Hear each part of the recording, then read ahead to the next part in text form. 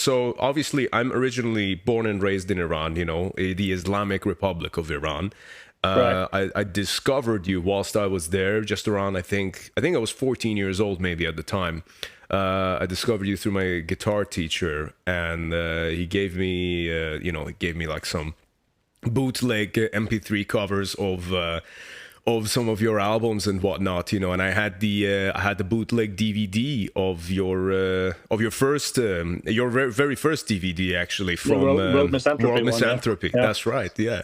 And me and my friend used to watch that religiously, because you guys were like unlike anything that surrounded us in that country and in that environment. And it was like, over there, like, drinking's not even allowed. You can go to prison for drinking. You can go to prison for listening to rock music, let alone black metal. And obviously to us, we were like totally fucking engulfed in that spirit of rebellion, which still carries on today, obviously. Yeah, of course. It's something that's inherent with us, and that's cool that you mentioned that, because obviously I had a total different upbringing, but I also felt that disgust with authoritarian thing, and that's oppression. Oppression, basically.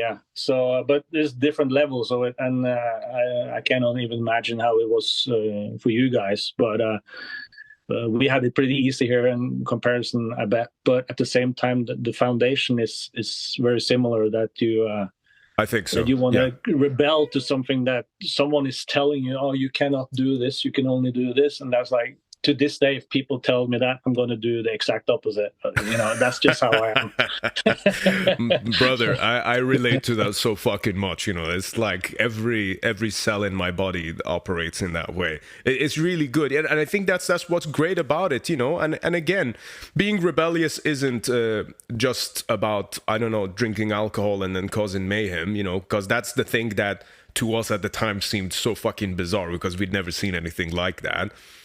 But at the same time, I think at the core of it, it's the spirit of living life on your own terms, which is the most beautiful thing of all, And I almost feel like a life not lived in that way is just wasted, almost, And it is. Yeah. And if it means you have to fight for it, so be it. Maybe that's even a better thing, to be fighting for it and not being handed to you. Because that's sacrifice. That way it's. Yeah, exactly. We're back to the sacrifice thing, and that also the Bathory song. But yeah, yes, right on.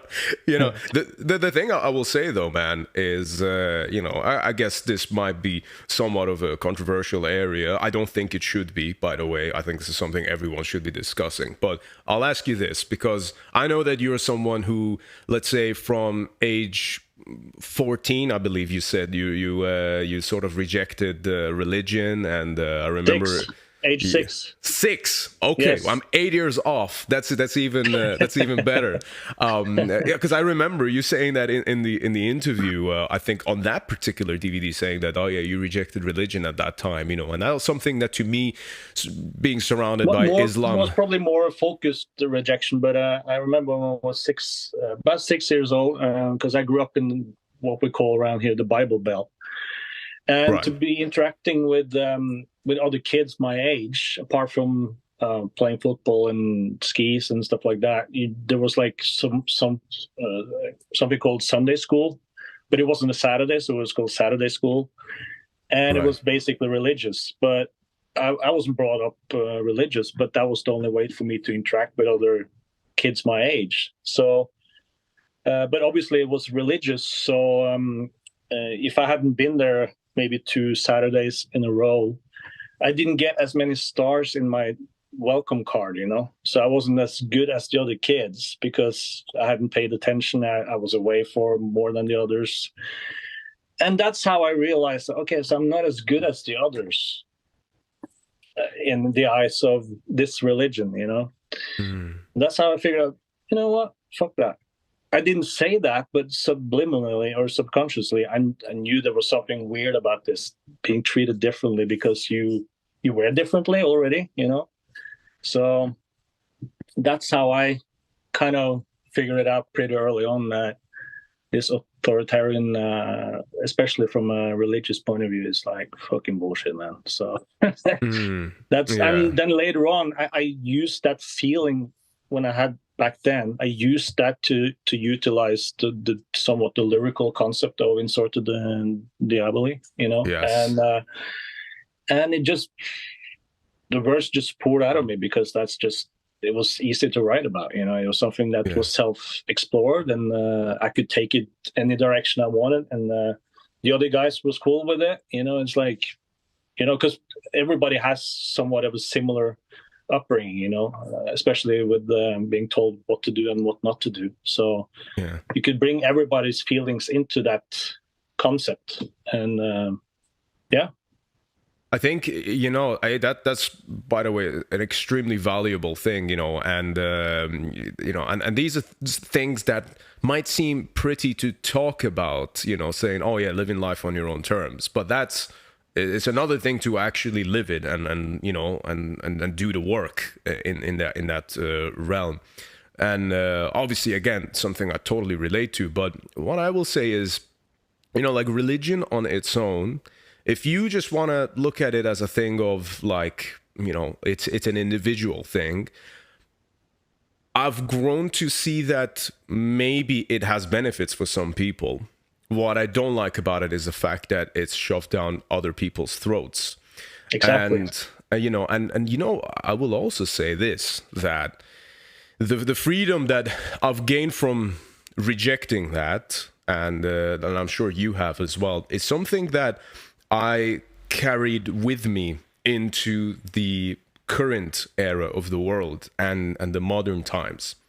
So for you, as someone who is such an advocate of freedom and living life on your own terms, and this is certainly something that's prevalent in pretty much all of your lyrics, I would say, is one thing that's, you know, is that sense of empowerment and taking control, you know, whether it's the lyrics to, I don't know, Gateways, or like a lot of the Insorted Diaboli stuff, which is very powerful, great.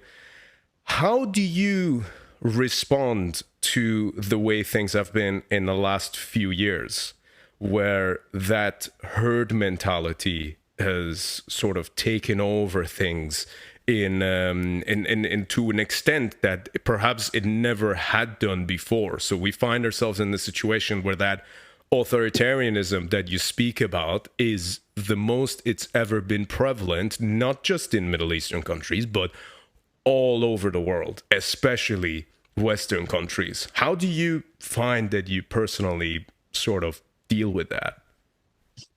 Well, I think it's, for me personally, it's become clearer and clearer, actually, that it's almost like every man for himself at some point. But it's after so many years of reading about different religion and different past the old religions before they got handed down and stolen and mixed up and mixed mashed and all that stuff. So now it's the last few years. Spit from different tongues, if I recall you saying. Yeah, exactly. So it's now it's different, and I think it's easy to see that when I was young, I started questioning early on, and even back to when I was 6 at that so-called Sunday school, when I started asking questions and they didn't have any answers for it, or they didn't want to answer it, that's another clue that, like, okay, something fishy about this. So this doesn't resonate with me anymore, or it never did. But in the later years, it's easier to see what the good parts of various religions can help you realize yourself, obviously, because there's parts in everything that you can use for your own benefit, right? And it's easy to see it now when you have it so far away or from you, you know, and then you can pick out, like, oh, this makes sense, this doesn't make sense, so I'm going to avoid this, but this makes sense, so I'm going to pull this out. And then that's how you create your own universe, basically, and attention goes where you focus, I guess.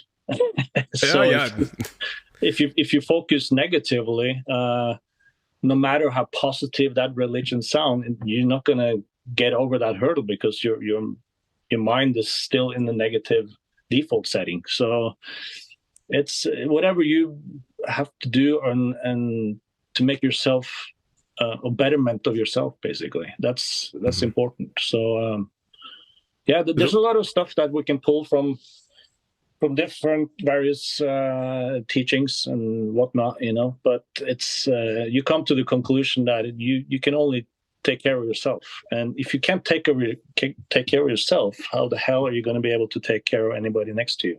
Yeah, absolutely. I think that's a given. That's like one of the biggest principles within life. I think the thing that I'm perhaps quite intrigued by is the fact that mentality, that religious mentality, is obviously very clearly not exclusive to just religion anymore. But even if I want to make the example of, like, let's say in the last few years, like there's still people now who are like, they have to wear their masks because the boogeyman virus is going to come and get them, or, and obviously it's not to say that the virus is not real. I've had it and and it sucks. But the response to it is, I've personally felt was extremely exaggerated, and I feel like I see the same patterns of thought that, oh, you have to wear the mask, you have to stay at home, you have to be depressed, you have to be sad, and and if you don't get the vaccine, you don't do this, you don't do that, then you're an infidel, then you're an outsider, you should be shunned. To me,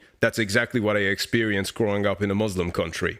To me, it's exactly the same school of thought, and it's that, and all it really comes down to is controlling the masses, controlling the population, saying that, yes, you should stay at home, don't do anything, don't go out and get fresh air, don't exercise, stay at home, look at the TV, watch exactly what we are telling you, which is, again, same thing as, like, I don't know, saying, yeah, you only follow the Bible, only the Bible is real. Right. Now it's only the mainstream media is real. And if you dare question it, then you're an outsider. You're an infidel. You deserve to die because of it. If you dare question why healthy food is more expensive than non-healthy food, then it's like, what? Yeah, you're all of a sudden a right-wing conspiracy theorist by saying that, why aren't we eating healthy? It's crazy. It's insane. Yeah, it's almost like everything has been, to me, everything has been upside down and backwards for so long now. But I think the last few years, the so-called normies out there are really having a really cognitive dissonance experience. Why? I mean, really bad one, because this is what they're being told doesn't resonate with them, and what they see doesn't add up. And if you're a bit slow in starting to ask questions, you could tell that people are slowly kind of waking up to the bullshit. They're smelling the fucking there's something weird going on. Yeah, but by which point it may be too late for them, because the let's say the wealth shift already happened, and the control. Yeah, and that's been underway for so many decades, maybe centuries. We're coming to the boil now, and as I say, it might be too late for some, but I think this is also maybe a religious type of thing that you at the end of the day you have to answer to yourself. At your last days, you have to answer to yourself, and if you get to not be killed off quickly, and you end up at the nursery home, or you're on your deathbed, then if you make peace with yourself, then that's a good start for the next one, instead of, holding grudge towards yourself and others, like, oh, maybe I should have done this instead of all this regret bullshit. That's also something I learned pretty early on to try and work my way out of, because it's, I see everything as a learning instead of regrets. Regret is such negatively loaded word, and when I'm being asked, like, oh, what could you have done differently? And I'm always saying that if I would have done differently, then that means I wouldn't be talking to you right now, basically. Sure. So, and I'm glad that you are, by the way. Yeah, me too, man. So, No, it's about you got to make peace with yourself, and the sooner the better. I'm not saying people should wait until their deathbed. Hopefully, they do it a bit sooner than that. But Sure. And that starts with asking questions. The sooner you can start asking questions, and also be fine with not having the answer to everything. That's another That's good. really I like important that. thing, because it's to start asking questions and then expect there's a finite answer to it. That's not always going to be the case. Far from it. Absolutely. It's the idea that if someone claims to have all the answers, they're either lying or they're trying to sell you something. Exactly. And was it McKenna that said you should follow plants, not gurus? Absolutely, yes. I love McKenna, by the way. That guy's we can talk about him, but this whole conversation also brings me to this really interesting quote, if I recall correctly, by I believe it was Mark Twain, but it was that a person who gives away their liberty in exchange for safety deserves neither liberty nor safety. Exactly. And I think that's exactly the thought process, And as soon as you find yourself in life in a situation where you're not allowed to ask questions, where you're not allowed to say certain things, where you're not allowed to express yourself in a supposedly Western free world of democracy, then something is wrong. The simple fact that you can't ask those questions is a problem.